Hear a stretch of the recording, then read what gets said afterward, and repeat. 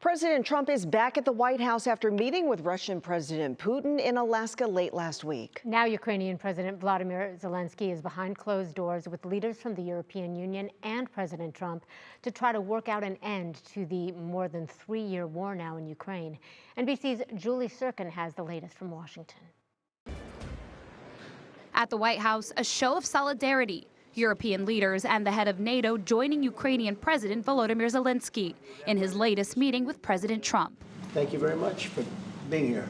It's the next step as the president pushes for an end to Russia's war against Ukraine, now in its 4th year. The goal? Getting Zelenskyy and President Vladimir Putin to meet face-to-face. I think if everything works out well today, we'll have a trilat, and I think there will be a reasonable chance of ending the war when we do that. The high-stakes conversations follow Friday's unusual summit in Alaska, where the president rolled out the red carpet, literally, for Putin.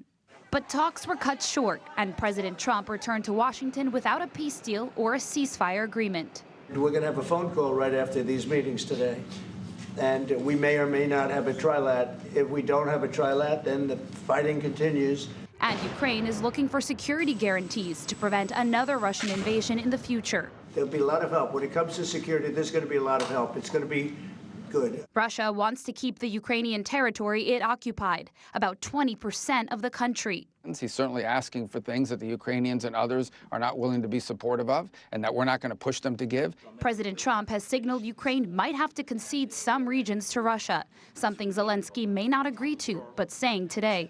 We need to stop this war, to stop Russia, and we need support American and European partners. We will do our best for this. It was Zelenskyy's first visit to the White House since February's contentious Oval Office meeting. You don't have the cards right now. Now, both sides hoping for a smoother relationship, which leads to peace.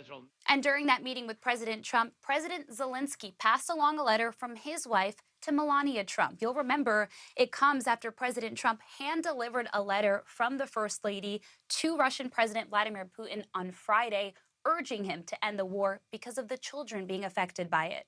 In Washington, Julie Sirkin, NBC News.